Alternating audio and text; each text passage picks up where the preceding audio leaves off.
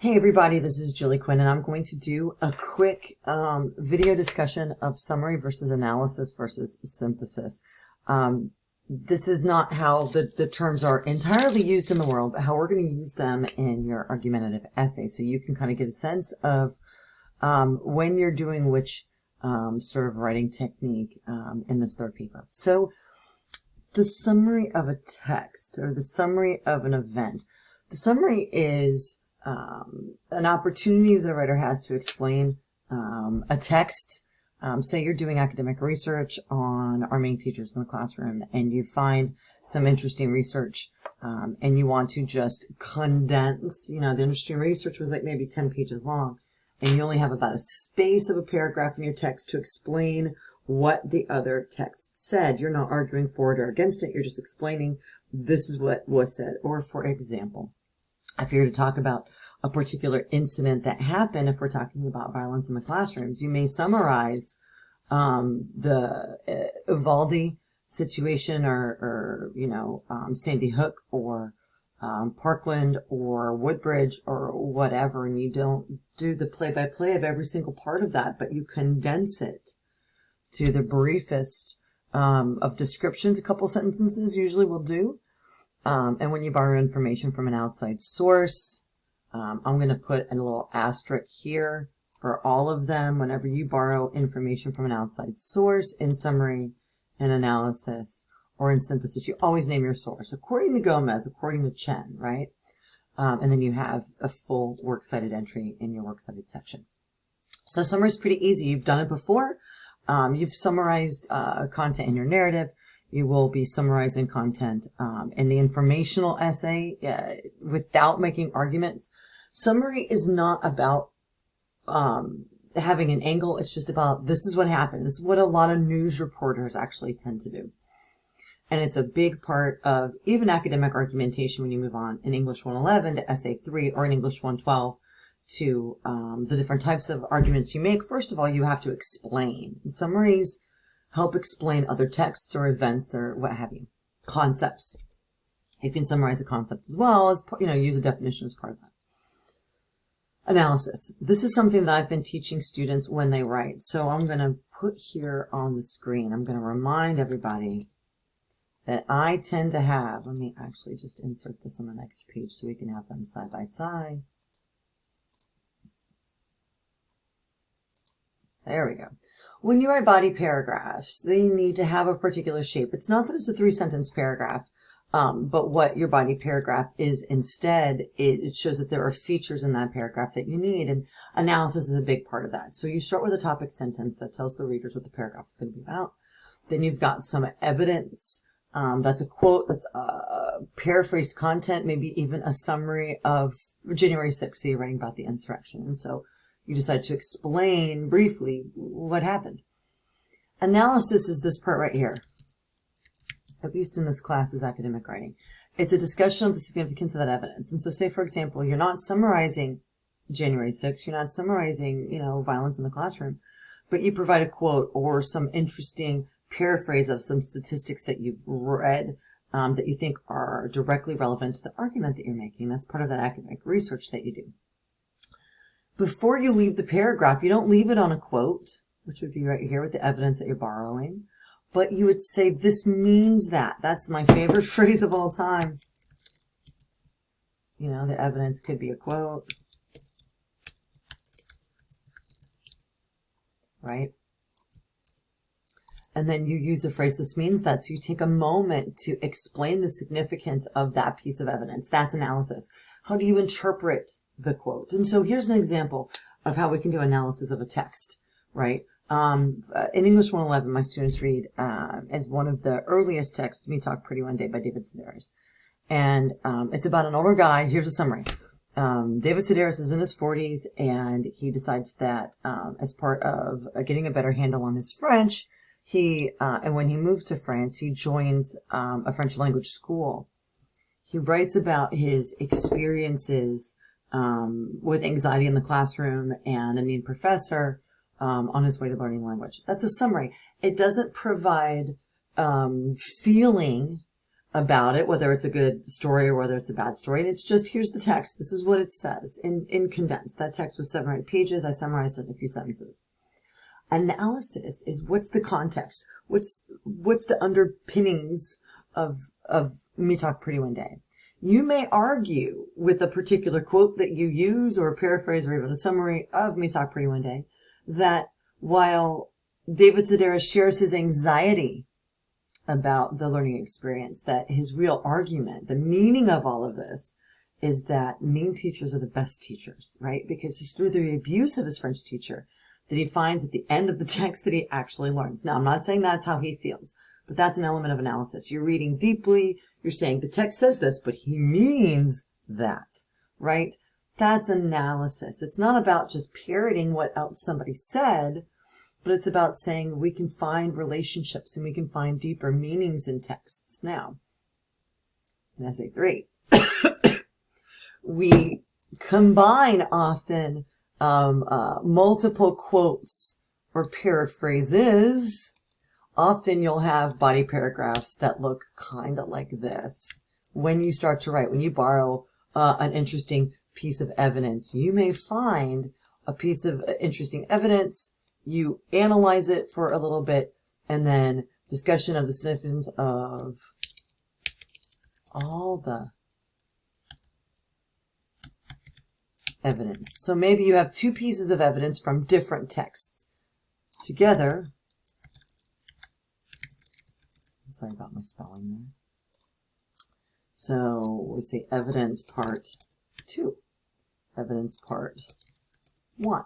So in argumentative essays, in argumentative essay reading and writing, you're going to read multiple texts, and you may find that through different texts, and as you layer them together, some of the details from a news article, and then some of the details from an academic journal article, as you put them together, you get a different, new, fresh understanding of what's happening with the ideas. And how can you argue for federal marijuana legislation? How can you argue for different positions for teachers being armed in the classroom? And it's not just restating someone's one piece of evidence, but it's taking different pieces of evidence, putting them together in a paragraph when they're related, and then explaining. This is what we call synthesis. And this is an art form. It's not literally an art form, but this is where you come up with new ideas by reading deeply. And this is why professors can assign students the same topic. You can write about the Eisenhower interstate system, but with the different research you find compared to your classmates and how you put that together, you can come up with new and fresh arguments. So let me show you an example. This was an exercise I did with one of my other classes, and it's called Synthesizing Data in a Paragraph. And I will include these links in the announcement discussion so you can see them. So imagine we're writing about violence in the classroom.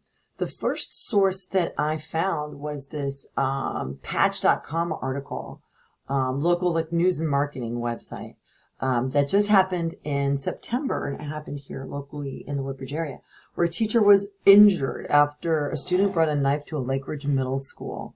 The student and another student collaborated to bring a weapon to school and to threaten a third student. The teacher was able to pull the knife away, but the teacher and the victim student were both injured. The other 2 students were arrested.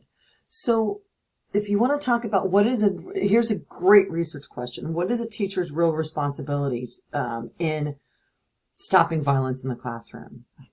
Because that is related to, should teachers be armed, or should teachers have Krav Maga training? Like, what are a teacher's responsibilities for policing a classroom and for halting violence? It's a great research question. I'm unsure, even as a professor of 20 some years, I'm kind of unsure about that. But we've got this piece of data. A teacher intervened and suffered cuts to their hand. The student victim reported minor injuries. So we have an example of teachers being injured in the classroom when violence occurs. And our writer was Liam Griffin. So we'd have that one piece of data, and you could take that piece of data and you could say, oops, that is not what I meant to do. Let me redo that real quickly here. So we're going to take this. I need to copy it. And I want to go to my Word document, and we take that one piece of data. And I know my formatting's just a little bit crazy, but that doesn't really matter so much right now. Let's just make it all sort of the same font. And none of this, you never italicize a quote. So let's just do that. We named a source. We borrowed a piece of data. The next thing we would do is try to see, does this information sort of overlap with any other research out there? So violence, classroom teachers, United States. That's the search that I did in the library databases. And I came up with 2 interesting articles that go in different directions. The first one is student behavior is workplace violence. So your job would be, you've got that interesting quote, the interesting piece of data, and now you're looking to see about other teachers and workplace violence topics. So the first one we found was student behavior is workplace violence. So you would get an opportunity to read that text. This text is, let's see, I can't remember how many pages it is, but you get an opportunity to take a look at that text. Or maybe as you're going through the list in library databases, you find this one, teachers' views and beliefs about bullying, influences on classroom management stories. This one's different. It's not talking about violence as it happens, but it's actually talking about how do teachers imagine their responsibility of intervening before the knife attack. Because being attacked by a knife is not just like audible bullying or verbal bullying. It moves into the physical space. And so maybe you'd want to have one paragraph where you take this article and you look at how teachers imagine it. And what's interesting in this article is a discussion about how teachers tend to think boys are more violent, but what they find in the classroom is that the violence is pretty balanced. That would be an interesting juxtaposition with this detail that we find out that everybody involved in this incident were girls. So maybe you could start off with a paragraph saying, in research by Kokendorfer, Ladd, and Pelletier, a lot of teachers have the false assumption that the boys are more violent. However, in this example from a recent incident in Woodbridge, you see that quite often those that are violent are girls. And then maybe you find some statistics on a .gov website, maybe Department of Education or Department of Justice. And so you build a paragraph just about who do teachers imagine are violent. And then the next paragraph, you can work in maybe the fact that this violence exists causes teachers to leave. And so the research that you do could be based on just an initial article with data, right? But then the additional research you do is taking you places that may not fit that perfect outline that we've talked about. But remember, essay outlines are aspirational, meaning it gives us the hopeful shape of a text, but let the writing take you where it goes. I had no idea that I'd be focusing more on this, even in my own research for preparation for class discussions and videos like this. So, I'm going to include this data in next to where the video is going to be in the announcement. I hope you check it out so you can kind of see, and that you perform the same strategy for your own work. Take information, gather pieces of data that pop out to you from the page, and then from there, does any of that information overlap? Is it related? And then we come back to this idea of putting it together and layering it in synthesized paragraphs.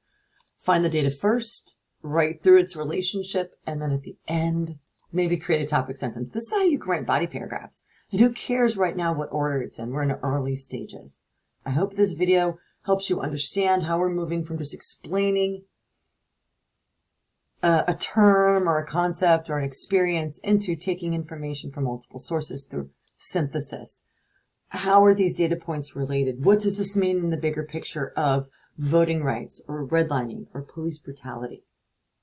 You may find wild and interesting information, and in the coming weeks we'll work on synthesizing that to make your arguments fresh, interesting, and effective.